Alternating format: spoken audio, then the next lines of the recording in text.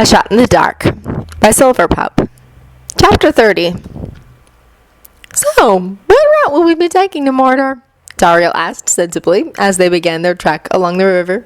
Bilbo pulled out the map he had stolen from Rivendell and opened it up to show her. We will follow the river running until we find a way to pass over it. Then from there we can walk along the edges of Mirkwood and then cut through the Brown Lands to Mordor. The Brown Lands are desolate and barren of any sort of life, Tauriel pointed out, arching one of her brows. How do you expect us to get through such land with our limited supplies? We'll gather what food we can along the way, he replied, shrugging his shoulders. It is what we did after we made it through Mirkwood. We can do the same now. You do realize that they will see us approaching the back gates miles away, Bard pointed out from atop Beorn. There is nowhere to hide on those plains. Bilbo sniffed and tossed his braids back. Do you have a better idea? Because I certainly don't know of another way to Mordor. No, the man admitted easily, but we have time still to plan a better approach. Tauriel nodded as she readjusted her bow on her back. I'm more concerned with the season. Winter will make this journey harder than it could be. Snow is not the first concern on my mind when I plan to march into the heart of a volcano, Bilbo muttered, kicking a stray rock across the path. Beorn snorted and shook his massive head in what seemed like agreement or scorn. He couldn't be sure. Reading the gestures of bears was not a skill of his. Well, it is a concern to me, Tauriel retorted with a frown. Food will be scarce, the nights will be longer, and the cold may just do us all in before we even reach the Brownlands. Bilbo bit his lower lip and nodded. He knew the elf was correct in her worries. Nature was against them, and they had only a limited time to get to Mordor before the worst of winter set in. He really had picked a horrible time to leave Erebor, but time had never been a friend of his to begin with. You could go back if you're so worried, Bard said, pushing some of his loose curls back with one hand. We wouldn't blame you. This won't be an easy task for a maiden. Tauriel scowled and gave the man a glare over her shoulder. I am not the one who needed assistance in walking, Master Bard. The man scowled back at the elf and crossed his arms over his chest. I said I didn't need the help. It was you three who insisted I get to top the fluffy horse. Beorn huffed and deliberately jostled the man on his back. Bard cursed and quickly grabbed hold of the bear before he could tumble off. Blast! Don't do that, you furry menace! I can't afford more injuries! If you cannot handle riding, then I shudder to think how you will ever handle Mordor, Tauriel commented, her thin lips pulling back into a wicked smirk. Perhaps we should have left you behind after all. I handled Azog. I think I can handle a volcano, Bard deadpanned. The elf shook her head and gave him a patronizing look. Why don't you learn to handle the bear first before taking on Mordor? Once you do, we'll find you a deer to conquer. Or maybe even a rabbit or a squirrel. Do I need to separate you two? Bilbo wondered out loud as Bard's glare grew darker. Tauriel sniffed and raised her nose high in the air. He started it. I was just finishing it. What you're finishing is my patience, Bard snapped back. This is going to be a long journey, Bilbo mourned to Beorn as Tauriel and Bard continued to bicker. A very long journey. In reply, Beorn licked his cheek in what he hoped was sympathy and not mockery. But considering his luck, he was betting it was the latter one. It took them until noon before they managed to find a shallow part of the river that they could cross over. Unfortunately, while the river was shallow enough to walk through, it was still deep enough to get them all sufficiently wet. Bilbo found himself waddling waist deep in it while struggling to hold his pack above his head without slipping on the slimy rocks beneath his feet. Behind him, Tauriel walked close behind, the water only up to the middle of her thighs, and therefore easier for her to walk through the river. Beorn trudged ahead of them with a grinning Bard, who no longer seemed to mind his mount. By the time they finally crossed the river, they were all sufficiently wet and cold. We should take a break here and dry our clothes, Tauriel suggested as she wrung out the bottom of her long hair. No need to get sick so soon. Bard nodded as he dumped the water out of his boots, the only part of him that had gotten wet. Right, let's save that for the Brownlands. Bilbo rolled his eyes, but still went about gathering wood to make a fire. Tauriel joined him, and soon enough they had a small but strong fire amongst the four of them. They all gathered close to it and shared a small meal of bread and hard cheese. Even Beorn returned to his normal form to join them in their lunch. It was during this brief break that Bilbo found himself forced to reveal his true history. So, Manny, I have a question for you. Beorn began casually as he sat bare-chested with his legs stretched out before him. The shapeshifter did not seem to feel the cold and looked completely content in his simple attire of loose trousers. Bilbo raised his brows and he munched on his block of cheese. Oh? About what? Your spirit, the male replied, leaning back on his hands and tilting his head to the side. His long and messy hair fell into his face, but Bilbo could still see his dark eyes staring at him. It is older than it should be, as if it has lived a full life. This would be fine if your body was old, but you're not. Care to explain why this is? Bilbo froze. What? I agree. What are you talking about? Bard asked as he looked between the two. Beside him, Tauriel remained silent, simply staring at the two with one brow raised high. Bilbo, you know what I speak of, Beorn says gently, his dark brown eyes never blinking. Now tell us the truth. What are you? He stared back at the shapeshifter as his heart began to pick up speed. Never in a million years did he expect to be confronted by Beorn over his secret. How did the shapeshifter even guess? And how could he read Bilbo's soul? Not even Gandalf could do that. How? He whispered, staring back at the giant as his hands began to shake. Beorn shrugged his massive and scarred shoulders. I stand with one foot in each world, Bunny. Such a being can see things that others sometimes miss. Then, are you saying Master Baggins is not what he appears to be? Tauriel questioned as her eyes narrowed into slits of hazel. I'm a hobbit, he declared quickly, his voice rising slightly. He curled his hands into the fabric of his pants in an attempt to stop them from shaking. I was born a simple hobbit, and I will die as one, even if my soul is different. I know that, Beorn reassured, cutting him off. He gave the elf and man a firm look before switching his gaze back to Bilbo. You are a hobbit. I have never doubted that. It is simply your spirit that is different. And why is that? Bard asked as he pursued his lips. Why is his soul old? Do you know the reason why, Bilbo? He hesitated for a moment before finally nodding in defeat. Yes, my spirit seems so old because it is. This is my second time living this life. His three companions stared at him. What? Tauriel deadpanned without blinking. Can you repeat that? Yeah, I'm not following the thought process here either, Bard admitted, scratching the back of his head. What do you mean this is your second time living? Were you reincarnated or something? No, I have always been Bilbo Baggins in both lifetimes, he corrected softly as he stared down at his lap. What I mean is that somehow, someway, I was sent back 80 years into the past to relive my life again. The three just kept staring. I think you better start from the beginning, Beorn suggested softly as he stared at the hobbit with something hard in his eyes. Bilbo sighed, but did exactly that. He told them of his first lifetime, where he journeyed with the dwarves and saved Erebor, only to watch the king and his heirs die on the battlefield. He spoke of his finding of the ring, of taking it back to the Shire with him, and how he lived with it for years without knowing what it truly was.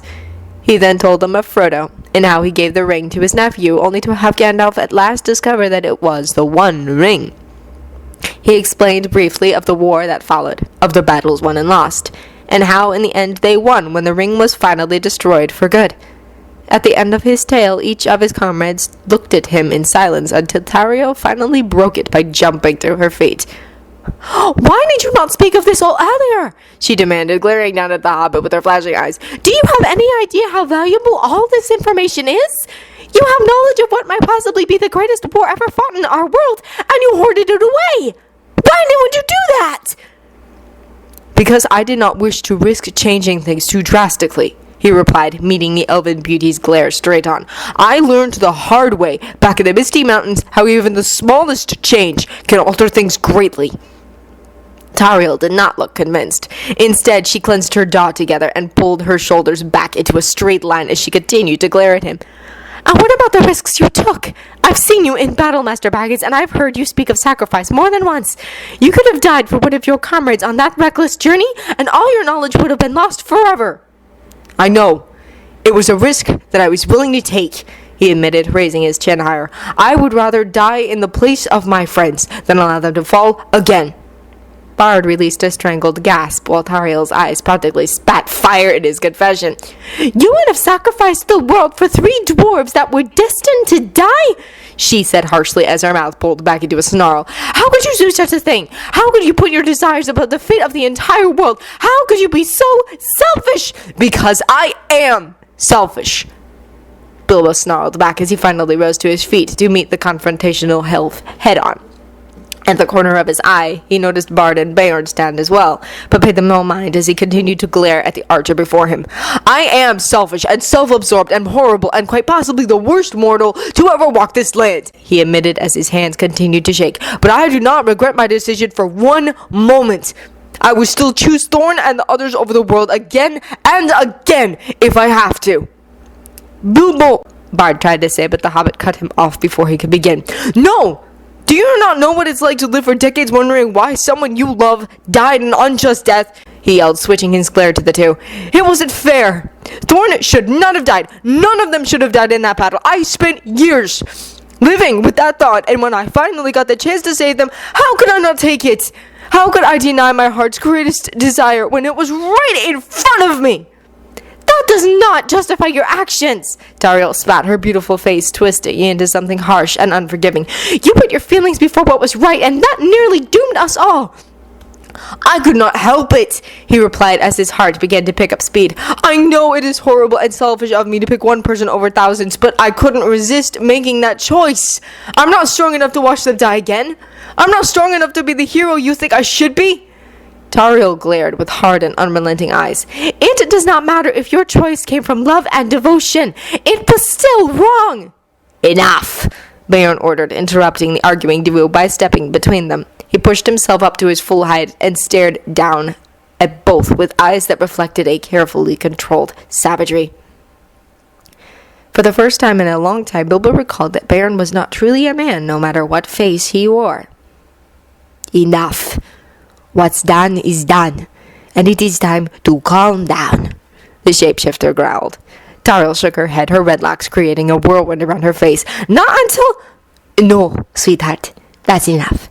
The male cut in, his tone softening slightly as he looked at the elf. Yes, Bilbo was rather stupid and selfish with his actions, but what's done is done. Arguing about who's in the right here won't change what happened. All we can do now is stop the upcoming war by ending the ring for good. The archer continued to glare at the shapeshifter and then at Bilbo before finally turning on her heel and stalking off into the forest. The 3 watched her until her form disappeared among the trees and nothing could be seen of her. Once gone, Beorn and Bard turned their stares back to the hobbit before them. Well, that was unexpected, commented Bard as he blinked a few times. I've never seen an angry elf before. I always assumed they were above petty things like temper tantrums. That only works when applied to Thranduil, Bilbo muttered as he collapsed back to the ground and crossed his legs. He rubbed his forehead with one hand and tried his best to make his heart stop pounding so loudly in his ears. I did not expect her to react that way, he admitted quietly to his remaining companions. Bard nodded and moved to sit next to the brooding hobbit. Neither did I. She always seems so very composed. Not even during the battle did I see her lose control of her emotions. But then again, no one was expecting the story you just told us. He glanced at the man from the corner of his eye. Do you agree with her, then? Bard shrugged again and held his hands out helplessly. In a way, yes, I understand her anger. You took a big gamble in keeping our secret and trying to change the fate of Thorin's line. Your plans could have backfired with your death and changed things for the worse. But at the same time, I can understand why you acted the way you did. If someone gave me the chance to save my wife over the world, I can't say I wouldn't choose her. Bilbo nodded and glanced to the shapeshifter. And you, Beorn? What do you think, now that you know the truth behind my actions? Beorn shrugged and laid back onto the cool earth with his arms crossed behind his head. I'm the wrong person to ask, Banny. I hate everyone equally. Bard scoffed. Liar! No, I do. The giant insisted, bending one leg so he could rest the other on his knee. People always make things more complicated than they have to be. It gets tiresome after a while. That's why I avoid them and stick with my animals. Much simpler to deal with. But aren't you angry at me for nearly killing you all? The hobbit pressed, rubbing his hands together. See, that's what I'm talking about right there, the shapeshifter replied, rolling his eyes. Dramatic, all of you. Why would I be mad at you? No one is dead, and the war has not even started yet. Yes, you could have screwed this up to the point where we all died and Sauron took over, but you didn't do any of that. You survived, saved your crazy dwarves, and now you're going to save the rest of the world. No reason to get mad about any of that. He still didn't feel better. Tauriel is furious with me. Our lady has a very strong moral code that she follows, Baron pointed out as he closed his eyes. So of course she would be angry. She is a noble and strong female, but she needs to realize not everyone is so honorable. Not everyone can put their duty above their personal feelings. Personally, I'm more concerned about how you got here than what you did, Bart admitted as he scratched at his unshaven jaw. Traveling into the past is not exactly a common occurrence. Bilbo simply shrugged. Your guess is as good as mine. The only reference I have to this is a story of a hobbit lass who relived the day of her beloved's death over and over again until she was able to save him. I've never heard of such a state before either, Beorn admitted easily. No stories, no legends, nothing. But I've also spent most of my time with horses and bees, so what do I know? Do you think someone else came back with you? Bard wondered, turning to face the hobbit at his side. I wondered about that too, he confided, biting his lower lip. But no one has done anything out of the ordinary. Wait, that's not true. But I guess the brown... He's a wizard like Gandalf. He was supposed to warn us about an evil rising in Dol Guldur, but he never showed up. Beorn opened one eye and squinted at him. Evil? What sort of evil? The necromancer. Well, actually, it was Sauron masquerading as a necromancer in order to throw off any sort of suspicion of his true identity. He explained slowly as he recalled everything he could. Gandalf later went to investigate Dol Guldur and defeated him the first time. But this time he did not give any indication that anything of that nature happened. So I don't know what happened to Radagast or the necromancer. That does not sound good, Bard said slowly, blinking his dark eyes rapidly. If this Radagast did not show, then either he failed to notice the necromancer, was killed before he could inform anyone, or deliberately didn't inform anyone of what he saw. Radagast is not a real threat here, Baird pointed out as he sat up and braced his elbows on his knees. It is the necromancer. If he is not in Dol Guldur like he is meant to be, then where else would he be? Why has he not shown himself as he did according to your story? Do you think he came back too? With me? Bilbo asked quietly as something cold slithered down his spine.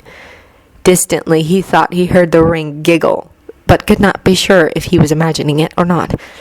Beorn exchanged a grim look with Bard before nodding. I think it's something we should keep in mind. After the story you told us, I'm willing to believe that anything could happen at this point. He shivered and pulled his knees up to his chest. If their suspicions were correct about Sauron, then their journey suddenly looked a lot bleaker than it did a few minutes ago. Taria returned some time later, stalking back into their camp silently with a frown on her lovely face. Her eyes still burned, but the sharp line of her shoulders had relaxed, and the crinkles around her mouth had eased up. She ignored Beorn and Bard, and walked up to Bilbo and looked down at him from her impressive height. I'm still angry with you, she said bluntly while crossing her arms under her breasts.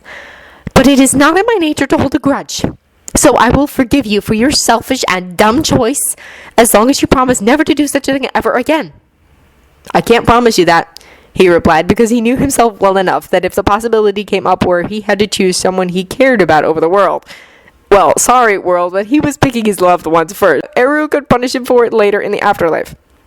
The elf's eyes sparked again, but she didn't immediately lunge for his throat. Fine.